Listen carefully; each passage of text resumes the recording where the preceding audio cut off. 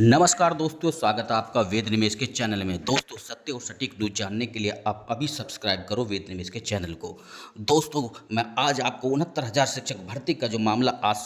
माननीय supreme court में था उसके बारे में बताऊंगा। 72,825 के आने वाले समय में सरकार का क्या जवाब आया है और उसके आने वाले समय में क्या सुनवाई पर असर पड़ेगा, ये भी मैं आपको बताऊंगा। और एक सबसे बड़ी खबर ये है कि प्राथमिक शिक्षक भर्ती आपको 48,833 पदों की घोषणा जल्द आपको देखने को मिलेगी। तो दोस्तों, करते हैं शुरुआत कि 69,000 शिक्षक भर्ती का जो मामला था वो आज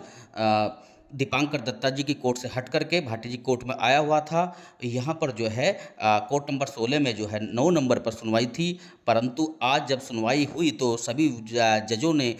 दोनों जजों ने जब सुनवाई की प्रारंभ करना चाहा तो सभी वकीलों ने एक सुर में जो है इसका हस्तक्षेप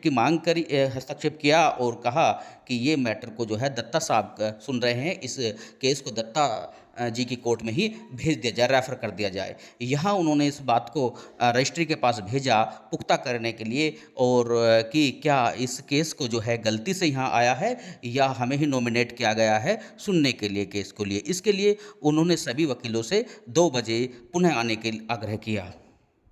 तो दोस्तों, रजिस्ट्री से ये तय हो चुका था कि जहाँ जो चीफ जस्टिस साहब ने जो है इसी बेंच के लिए नॉमिनेट किया गया है, तो ये केस इसी बेंच में सुना जाएगा। और यहाँ दत्ता साहब ने भी पूछा था कि क्या ये पार्ट हेड मामला है इस वक्त, तब क्योंकि पार्ट हेड मामला ये नहीं है और इसलिए जो है माननीय सर्वोच्च न्यायालय ने अब ये तय कर दिया है कि 11 अगस्त को हम जो है इसकी सुनवाई करेंगे और 11 अगस्त पर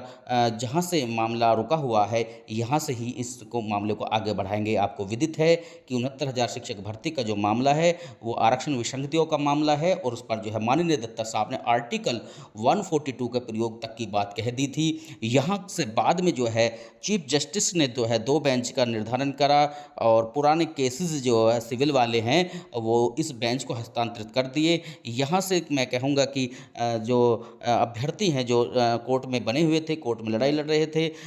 उनके लिए थोड़ा सा जो है यहाँ संदेहास्पद रहा और आज उन्होंने इस पर गुहार भी लगवाई अपने अधिवक्ताओं महोदय से कि इस केस को वहीं भेजा जाए, लेकिन उन पर जो है चीफ जस्टिस साहब का जो निर्णय था वो यही था कि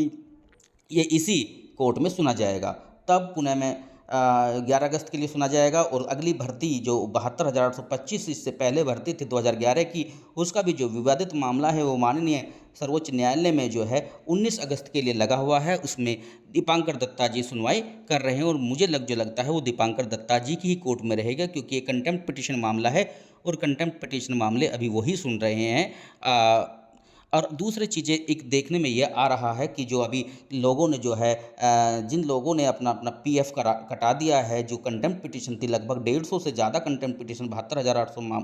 शिक्षक भर्ती के मामले में लगी हुई थी और सभी अगवाकारों ने जो है अपने अपने कोर्ट ऑफ कंटेम्प्ट का जो है पीएफ कटा चुके हैं। पीएफ का मतलब है प्रोसेस जो फीस होती है वो कटा दिया है। उसका एवज़ में जो है आज से लेकर के कल या परसों तरसों तक जो है सरकार का जवाब आना सुनिश्चित हो जाएगा और सरकार अभ्यर्थियों को भी पता चलेगा कि हमारे कंटेंट पर सरकार क्या चाहती हैं। लेकिन सरकार के सब कुछ चाहने से नहीं, यहाँ पर जो लोग पैरवी कर रहे हैं और उनके जो वकीलों के माध्यम से वो रिजाइंडर भी दाखिल करने की योजना जो है कि ताकि पहले एक बार अभी सरकार का जवाब आ जाए, उसके बाद जो है रिजाइंडर की प्रक्रिया को तेज़ी से सभी अभ्यर्थी और उनके परिवार जो है करेंगे। और ये मामला भी बड़ा दिलचस्प है और क्योंकि 29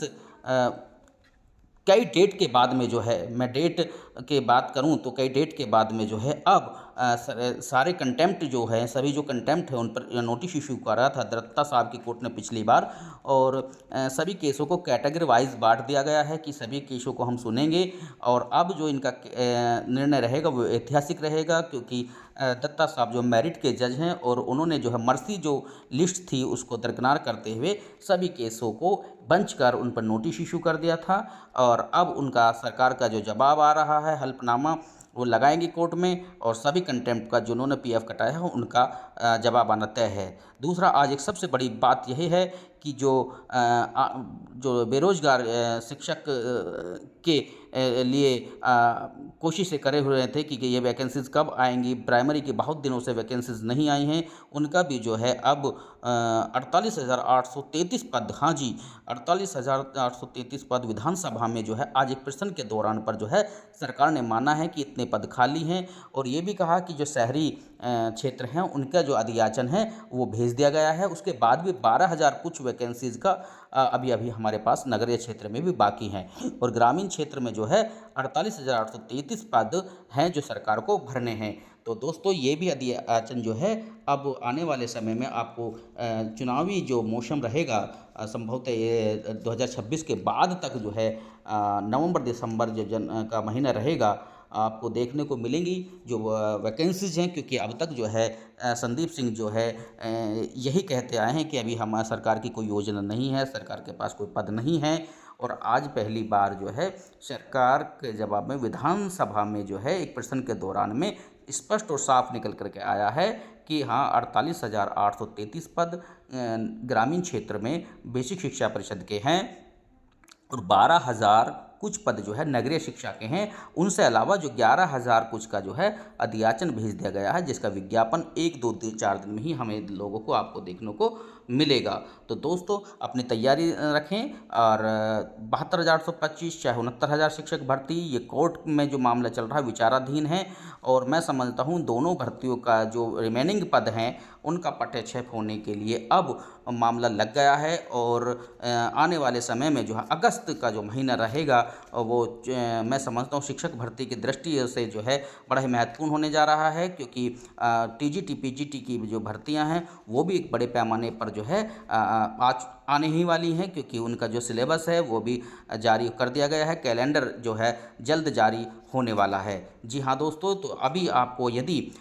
सच और कोर्ट अपडेट के लिए बने रहना है तो मेरे इस जो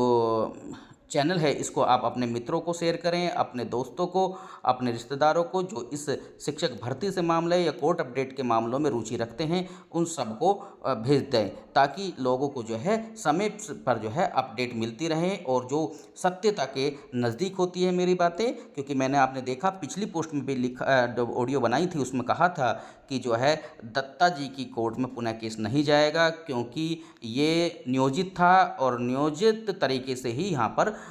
केस को रेफ़र कराया गया है। नियोजित का मतलब दोनों ढंग से आप ले सकते हैं। नियोजित का मतलब होता है उनकी जो कार्यप्रणाली है सुप्रीम कोर्ट की उसके अनुसार, या आप चीफ जस्टिस की कार्यप्रणाली के अनुसार ले सकते हैं, लेकिन ये तो तय था कि अब ये मामला जो है दूसरी कोर्ट में जाएगा और वहीं सुना जाएगा। और आज जो वकीलों ने प्रयास भी किया था कि इसको हस्तांतरित कर वहीं भेज दिया जाए, लेकिन पुनः रजिस्ट्री ने जो है इसको लौटा करके कहा कि ये इस केस को यही कोर्ट सुनेगी। तो अब दोस्तों इस कोर्ट की जो है 11 अगस्त को सुनवाई है 69,000 मामले की, और 72,000 मामले की जो है 19 अगस्त को। धन्यवाद।